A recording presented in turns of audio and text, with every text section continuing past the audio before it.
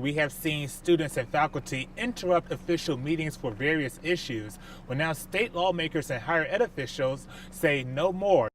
Well, Tara, when you ask people who live in Durham or Chapel Hill what their thoughts are on this road behind me, Highway 15501, often you will hear that it is fast, crowded, and accident-prone. The Nash County man accused of murdering his wife and then leaving her body in a rural field is back in North Carolina. I'm Ryan Breslin, and coming up, the new details in the case. Tonight, we heard from North Carolinians against gun violence and people in the community who wanted to honor and remember the children and adults killed at Sandy Hook Elementary School 5 years ago. You know, there aren't too many drivers on the road, as you can see behind me right now, though there are still some, and we've been finding out what brings them out. PNC Arena increases security measures, adding a K-9 unit at the Chainsmokers concert following the terrorist attack in Manchester. I'm Spectrum News reporter Ryan Breslin, and coming up, how fans say they won't let fear upstage their night. This demonstration outside of Silent Sam went up in smoke, and some fired up demonstrators ended the night in handcuffs. Get back! Get back!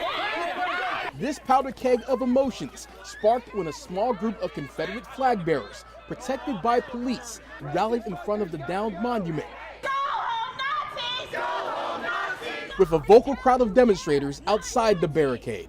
You lost! You lost! But after cops pushed the line to let the Silent Sam fans out, the tension between police and anti-Sam demonstrators erupted. Things quickly became physical, and cops used force to get the crowd out of McCorkle Place. Several people were arrested. One demonstrator threw a smoke bomb into the crowd, and another man ended up with a bloody leg after an altercation with the cops.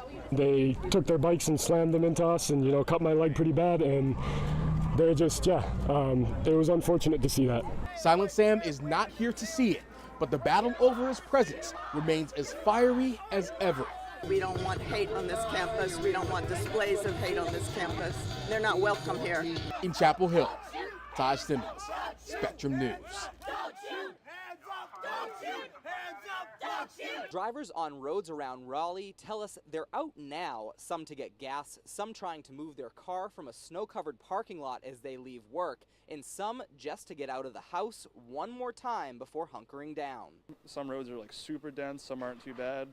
The main thing is just to be patient, don't be driving like crazy.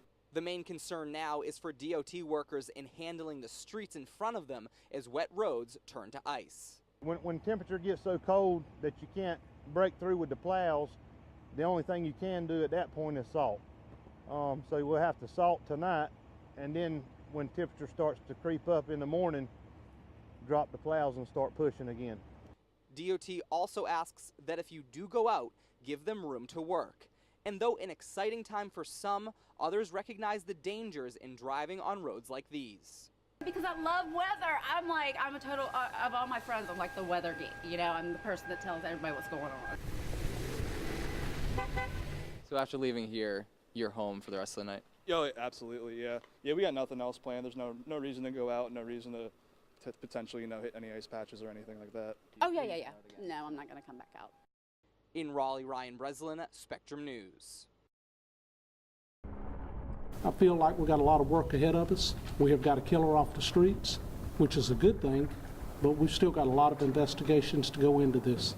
With little expression walking from an SUV into the Nash County Sheriff's Office, Lynn Keel has no comments about the murder of his wife. Keel, fresh off a private jet from Arizona, is charged with first-degree murder. The Nash County man skipped town last week before warrants for his arrest were issued. He was not under arrest. He was free to go anywhere he wanted to. Both of his vehicles were seized. He did not have access to his vehicles there. His mom and dad provided him with the pickup truck, and that's when he left and went west. Sheriff Keith Stone says he believes Keel acted alone in all his actions. Stone, who traveled to Arizona for the extradition hearing and then brought Keel home, says Keel never talked about the case, only his trip. He told me that he stopped periodically.